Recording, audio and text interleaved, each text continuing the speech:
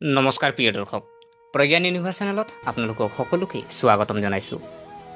আজি আমি বিশেষ ভিডিঅ' লৈ আহিছোঁ, যিটো আপোনাৰ 2026 চনৰ আটাইতকৈ শুভ আৰু ভাগ্য সলনি কৰা প্ৰৱেশৰ বিষয়ে হয়, যিটো পূৰ্ণবসু নক্ষত্ৰৰ দ্বিতীয় পৰ্যায়ত প্ৰৱেশ দেৱগুৰু বৃহস্পতি।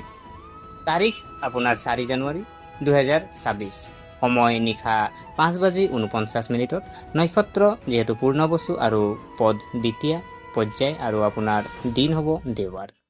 এই প্ৰৱেশ কেৱল এটা সাধাৰণ গ্ৰহ পৰিৱৰ্তন নহয়, কিন্তু জাগ্ৰত কৰা নিদ্ৰাহীন সৌভাগ্য, ব্লক কৰা ধন আনলক কৰা, জীৱনক নতুন দিশ দিয়া, আৰু বিশেষকৈ তুলা ৰাশিৰ বাবে ই এক যুগ যিয়ে ভাগ্যৰ দুৱাৰ মুকলি কৰে।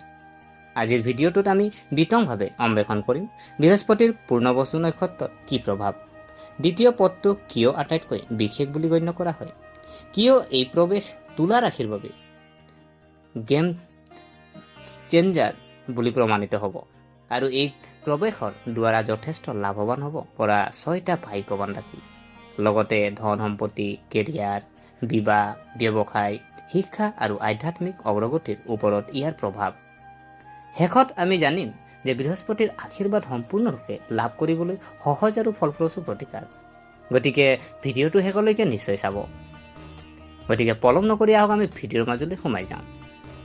প্ৰিয় দৰ্শক, বৃহস্পতি দেৱতাৰ গুৰু আৰু গুৰুত্ব যদি আমি চাওঁ, জ্যোতিষত বৃহস্পতি গ্ৰহক জ্ঞানৰ কাৰক, ধৰ্মৰ ৰক্ষক, ভাগ্যৰ সৃষ্টিকৰ্তা, ধন, সন্তান, বিবাহ, গুণৰ অধিপতি বুলি কোৱা হয়। য'ত গুৰু শক্তিশালী, তাত এজন ব্যক্তি বিফতে নাযায়, সঠিক সময়ত সঠিক সিদ্ধান্ত লৈ জীৱনত স্থিৰতা আৰু সন্মান বিচাৰি পায়। আৰু আটাইতকৈ ডাঙৰ কথা কি জানেনে? ঈশ্বৰৰ আশীৰ্বাদ ৰৈ যায়। পূৰ্ণবসু নক্ষত্ৰ আকৌ পোহৰ। এতিয়া পূৰ্ণবসু নক্ষত্ৰৰ কথা কওঁ। পূৰ্ণবসু মানে আকৌ পোহৰ, যি ভাঙি গৈছিল পুনৰ নিৰ্মাণ কৰা, হেৰাই যোৱাখিনি উদ্ধাৰ কৰা, টোপনি যোৱা সৌভাগ্যৰ জাগৰণ।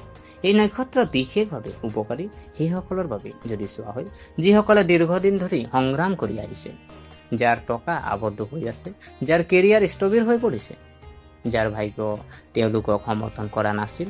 পূৰ্ণবসু নক্ষত্ৰৰ দ্বিতীয় পদ অত্যন্ত শুভ। কিয় জানেনে? পূৰ্ণবসুৰ 4টা পদ আছে, কিন্তু দ্বিতীয় স্থানত সৰ্বাধিক ধন সম্পত্তি আৰু স্থিৰতা প্ৰদান কৰা বুলি ধৰা যায় হয়। এই অৱস্থানে বৃষ নৱমসৰ লগত জড়িত। বৃষৰ ৰাশি ধন, সুখ, সমৃদ্ধি আৰু স্থিৰতাৰ প্ৰতীক।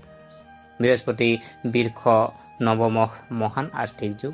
এই অৱস্থাত বৃহস্পতিৰ প্ৰৱেশে হঠাৎ আৰ্থিক লাভ, সম্পত্তি অধিগ্ৰহণ, ব্যৱসায়ৰ দ্ৰুত বৃদ্ধি, বিভাযোগ, সুস্থ সিদ্ধান্ত গ্ৰহণৰ সুবিধা দিয়ে। তুলা ৰাশি কিয় সলনি হ'ব পাৰে? গোটেই জীৱন, যিহেতু আপুনি যদি চাই তুলা ৰাশিত কিয়নো গোটেই জীৱন সলনি হ'ব। এতিয়া তুলা ৰাশিলৈ আগবাঢ়ো আহক। তুলা ৰাশিৰ বাবে এই প্ৰৱেশে জীৱনৰ এক টাৰ্ণিং পইণ্ট হ'ব পাৰে। তুলা ৰাশিৰ বাবে বিশেষ ৰাশি দীৰ্ঘদিনীয়া কামবোৰ সম্পূৰ্ণ হ'ব। ভাগ্যই হঠাৎ আপোনাক অনুকূল কৰি তুলিব। টকা উপাৰ্জনৰ নতুন বাট মুকলি হ'ব। কৰ্মক্ষেত্ৰত পদোন্নতি বা উন্নত সুযোগ, ব্যৱসায়ত নতুন বিনিয়োগ, আদালতত গোচৰ বা বিবাদৰ সমাধান, বিবাহ আৰু প্ৰেম জীৱনত স্থিৰতা। এই প্ৰৱেশ তুলা ৰাশিৰ বাবে ভাগ্য জাগৰণ সময়ৰ দৰে হ'ব। ধন আৰু আৰ্থিক পৰিস্থিতিৰ ওপৰত প্ৰভাৱ যদি চোৱা হয় বন্ধুসকল, 2026 চনৰ জানুৱাৰী মাহৰ পৰা তুলা ৰাশিৰ জাতক জাতিকাৰ বাবে হঠাৎ আৰ্থিক লাভৰ সম্ভাৱনা দেখা গৈছে।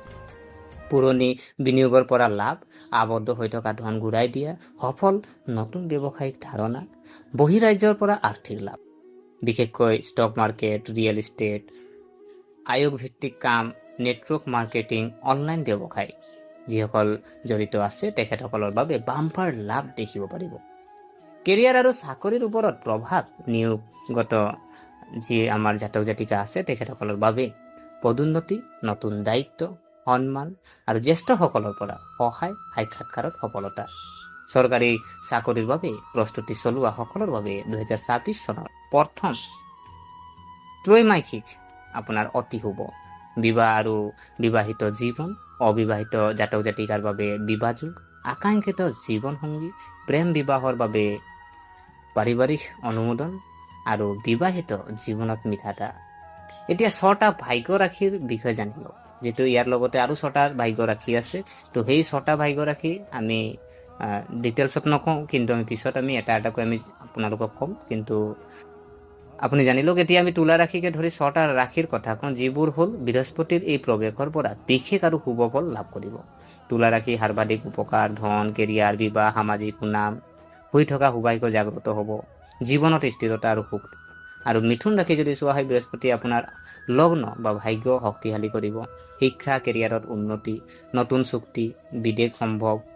আৰু ধনু ৰাশি যদি চোৱা হয়, বৃহস্পতি আপোনাৰ ৰাশিৰ শাসক, বৰ্ধিত আত্মবিশ্বাস, ডাঙৰ ডাঙৰ সিদ্ধান্তবোৰ শুদ্ধ বুলি প্ৰমাণিত হ'ব, নেতৃত্বৰ ক্ষমতা বৃদ্ধি।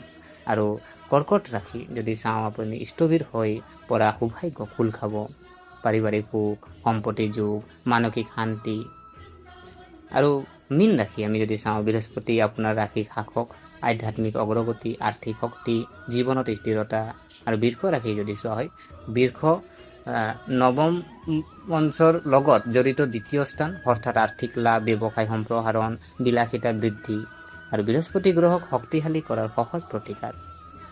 এতিয়া আমি জানো আহক যে বৃহস্পতি গ্ৰহক শক্তিশালী কৰাৰ সহজ প্ৰতিকাৰনো কি আছে। যদি আপুনি এই প্ৰৱেশৰ সম্পূৰ্ণ সুবিধা লাভ কৰিব বিচাৰে, তেন্তে অনুগ্ৰহ কৰি এই প্ৰতিকাৰসমূহ আপুনি কৰিব লাগিব।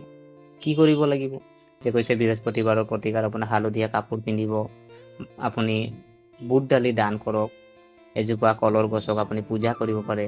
আৰু আপুনি মন্ত্ৰ ওম গ্ৰাম গ্ৰীম গ্ৰুম চাহ গুৰু হে নম দৈনিক 108 বাৰ জপ কৰক, দান কৰক হালধীয়া মিঠাই, হালধি, কিতাপ। গতিকে প্ৰিয় দৰ্শক, এই বৃহস্পতিৰ প্ৰৱেশ 4 জানুৱাৰী 2026 পৰা আৰম্ভ হ'ব। আৰু সংগ্ৰামৰ অন্ত, সৌভাগ্যৰ উত্থান, টকাৰ প্ৰভাৱ, জীৱনত স্থিৰতা আনিছে। বিশেষকৈ তুলা ৰাশিৰ বাবে এইবাৰ নতুন আৰম্ভণি আৰু উজ্জ্বল ভৱিষ্যতৰ সংকেত দিয়ে। যিহেতু আমি আলোচনা কৰিলোঁ যে আজি আপোনাৰ তুলা ৰাশিৰ ওপৰততো বিশেষ আমি আলোচনা কৰিলোৱেই, আৰু ওপৰত আপোনাৰ যিহেতু পূৰ্ণবসু নক্ষত্ৰৰ যি দ্বিতীয় পৰ্যায়, আজি বৃহস্পতি দেৱগুৰু আজি প্ৰৱেশ কৰিবলৈ গৈ আছে। আৰু তাৰ আজি আপোনাৰ সেই আশীৰ্বাদত, আজি গুৰুদেৱৰ আশীৰ্বাদত আজি আপোনাৰ বিভিন্ন ৰাশিৰ ওপৰত, 6টা ৰাশিৰ ওপৰত বিশেষ প্ৰভাৱ পৰিব, শুভ ফল আহিব। কিন্তু আজি আমাৰ বিশেষকৈ তুলা ৰাশিৰ বিষয়ে আমি আলোচনা কৰিলোঁ। তুলা ৰাশিৰনো কেনেকৈ প্ৰভাৱ পৰিব তাৰ ওপৰতো আমি আলোচনা কৰিলোঁ। গতিকে আশা কৰিছোঁ আপোনালোকে ভিডিঅ'টো চাই ভাল পালে। যদি এই ভিডিঅ'ই আপোনাক কিঞ্চিত মানুহ লাভান্বিত কৰিলে, তেনেহ'লে ভিডিঅ'টো লাইক কৰিব, কমেণ্ট কৰিব। কমেণ্টত আপোনালোকে যে গুৰুদেৱ আপোনালোকে লিখিব পাৰে। আজি আপোনাৰ আৰু যদিহে আমাৰ চেনেলটো যদিহে আপোনালোকে ছাবস্ক্ৰাইব কৰা নাই, অনুগ্ৰহ কৰি ছাবস্ক্ৰাইব কৰি আমাক উৎসাহিত কৰিব বুলি আশা থাকিলে, পুনৰ লগ পোৱাৰ প্ৰতিশ্ৰুতিৰে আজিলৈ আমি বিদায় মাগিলোঁ। ধন্যবাদ।